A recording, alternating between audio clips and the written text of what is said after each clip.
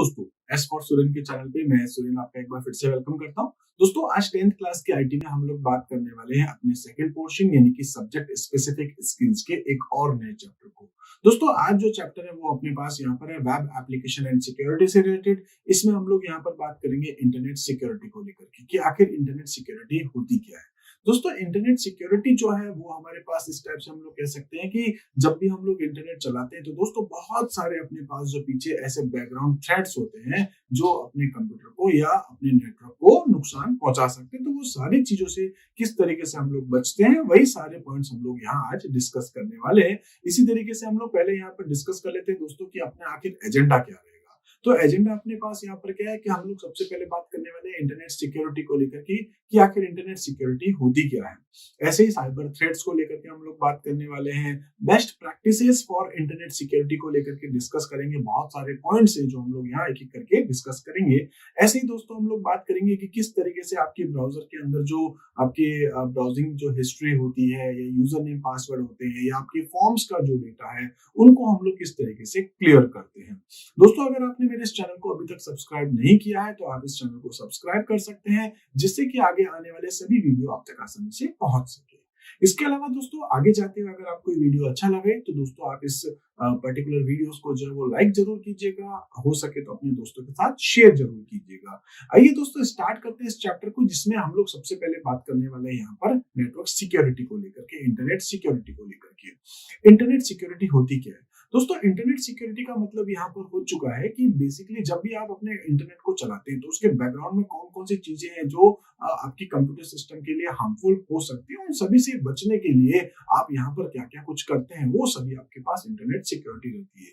आइए definition discuss करते हैं। तो दोस्तों, internet security is a branch of computer security. ये इंटरनेट सिक्योरिटी जो है वो भी अपने पास एक कंप्यूटर सिक्योरिटी की ब्रांच है विच comprises various security measures exercise for ensuring the security of transactions done online. ठीक है, तो यहाँ पर जो है ऑनलाइन रहते हुए आपके सिस्टम के साथ जो कुछ भी थ्रेड्स हो सकते हैं, जो कुछ भी आपके पास या कुछ इश्यूज हो सकते हैं, उन सभी से बचने के लिए आपके पास यहाँ इंटरनेट सिक्योरिटी को हम लोग डिस्कस करने वाले हैं।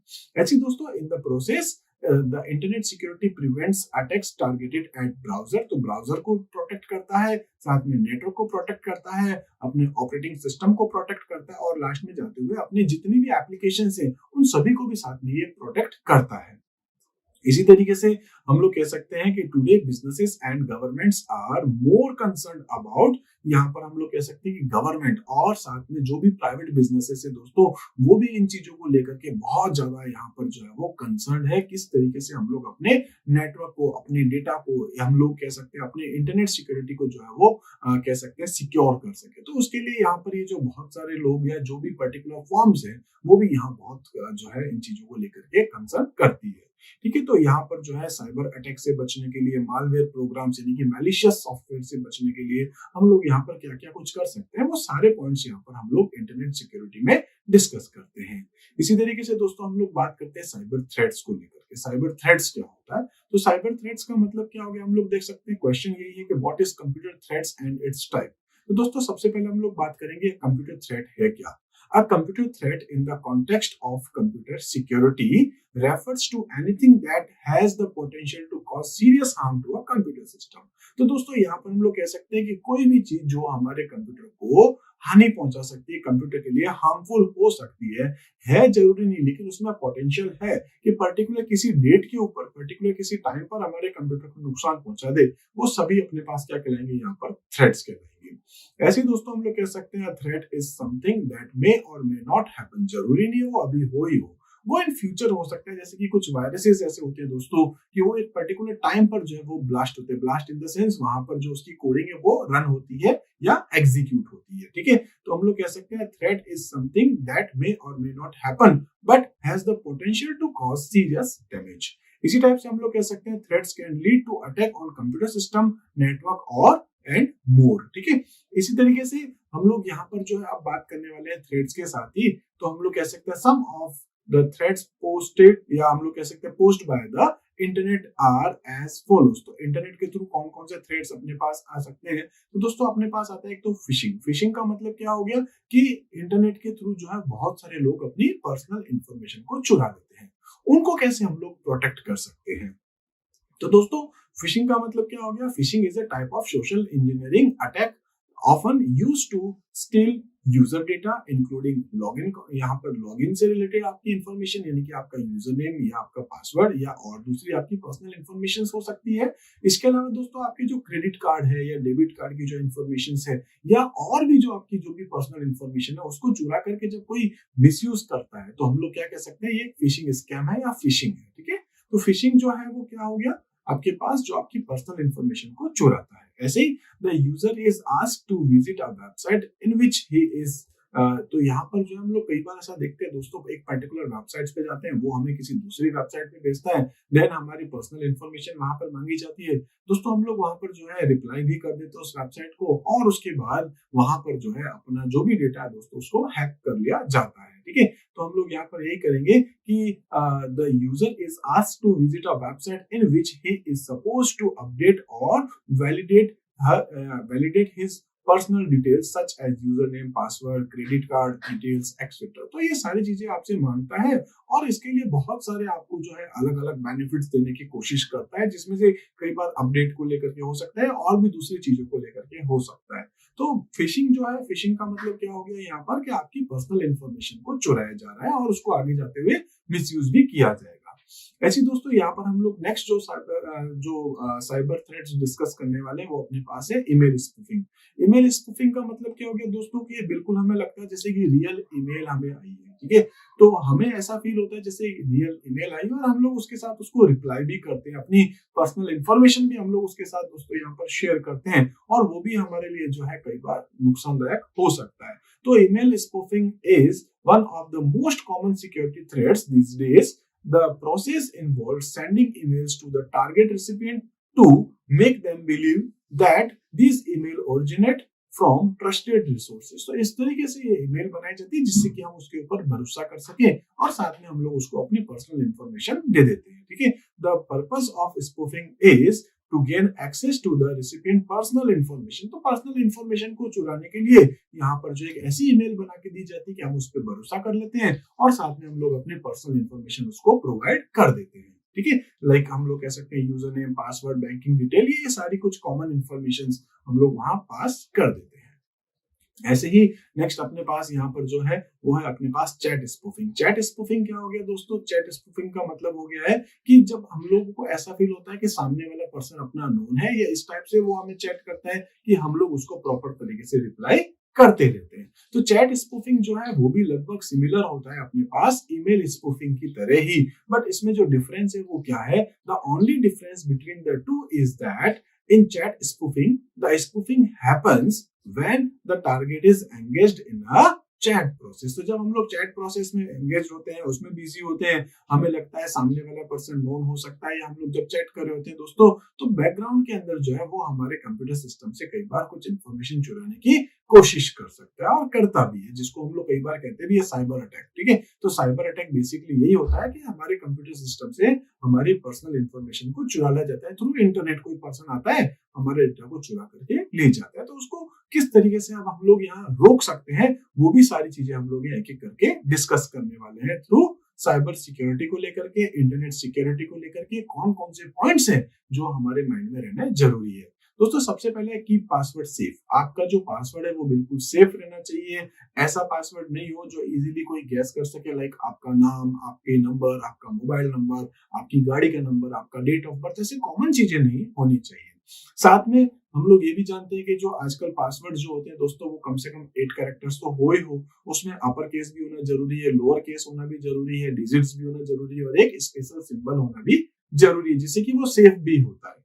ठीक है, इसी टाइप से दोस्तों नेक्स्ट है आपके पास सिक्योर ट्रांजेक्शंस, कि जब भी आप कोई ट्रांजेक्शंस करते हैं, जब आपको पेमेंट वगैरह करना होता है तो एक ट्रस्टेड वेबसाइट्स को यूज करिए, जैसे कि आप अमेजोन है या फिर फ्लिपकार्ट है या फिर ईबे है या ऐसी वेबसाइट्स। अब आप जो वेबसाइट्स को यूज करते हैं आप इन चीजों को जरूर देखिए दोस्तों कि वहां पर HTTPS लिखा हुआ है या केवल HTTP है।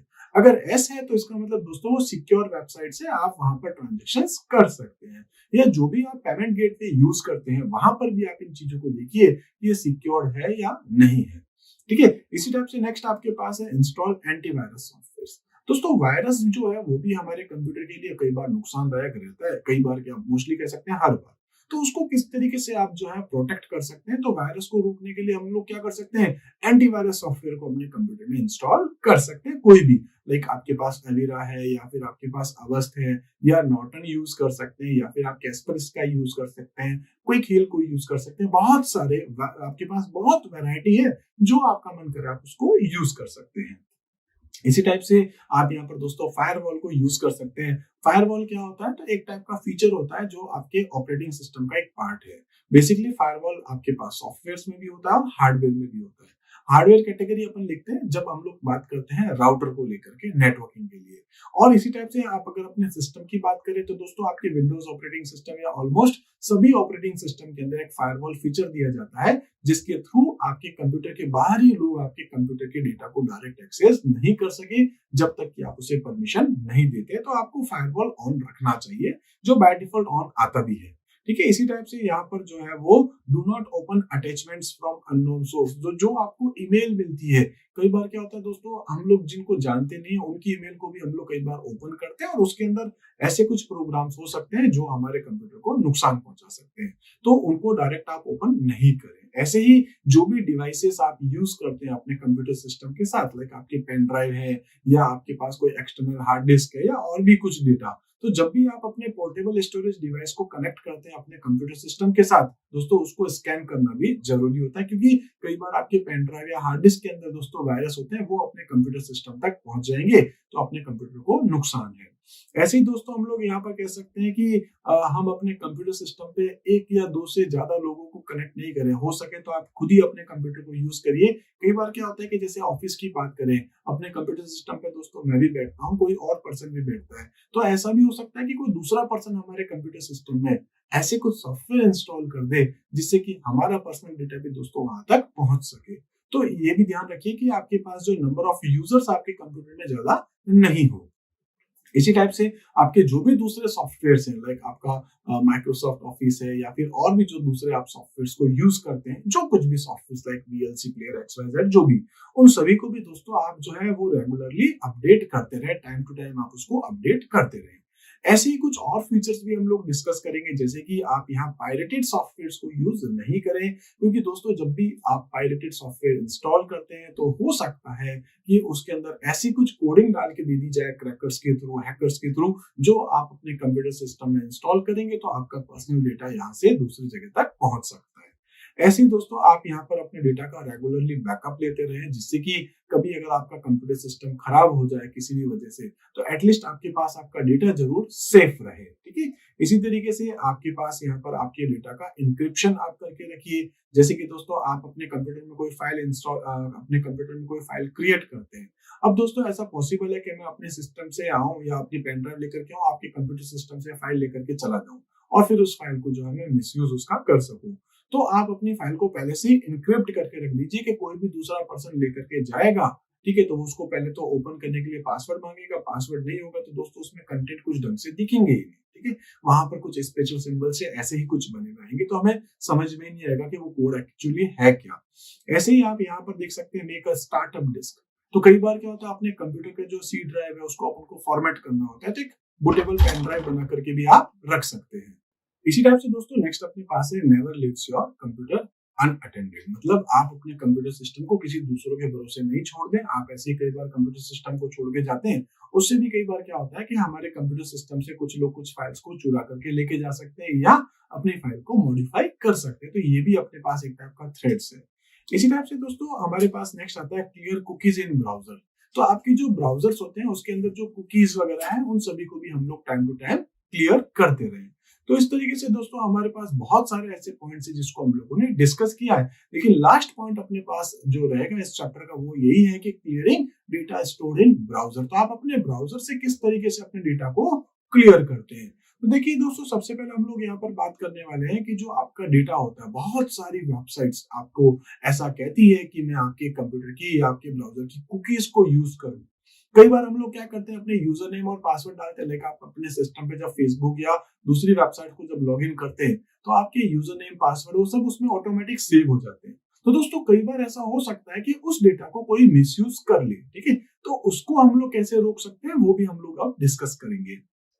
तो सबसे पहले अपने पास है data may be stored in temporary internet files, आपकी टेम्परेरी फाइल्स में डेटा स्टोर हो सकता है, कुकीज में स्टोर हो सकता है, आपके यूजर नेम पासवर्ड, आपकी ब्राउजिंग हिस्ट्री, आपकी डाउनलोडेड हिस्ट्री या फेवरेट्स, या जो आपका डेटा है, जो भी डेटा है वो फ्रॉम फॉर्म, तो वो सारा डेटा जो है उसको कोई भी मिसयूज कर सकता है। जनरली आपका डेटा इतनी जगह पर स्टोर रहता है, ठीक है। If this information falls into the wrong hand, it would result in the loss of your privacy and may also result in an unsecured situations, ठीक है। तो इस सिचुएशन में क्या हो सकता है दोस्तों कि कोई भी अगर आपका डेटा चुरा लेता है तो कई बार जो है वो हमारे लिए अनसिक्योर्ड सिचुएशंस हो सकती है, या फिर अपनी जो कह सकते हैं जो प्राइवेसी है, अपना जो डेटा है, या हम लोगों ने कौन कौन सी वेबसाइट सर्च की है, क्या हम लोग ऑर्डर देते हैं ऑनलाइन, क्या आप लोग रहते हुए जो भी आपकी एक्टिविटीज रहती है उसको कोई भी फिर मिसयूज कर सकता है।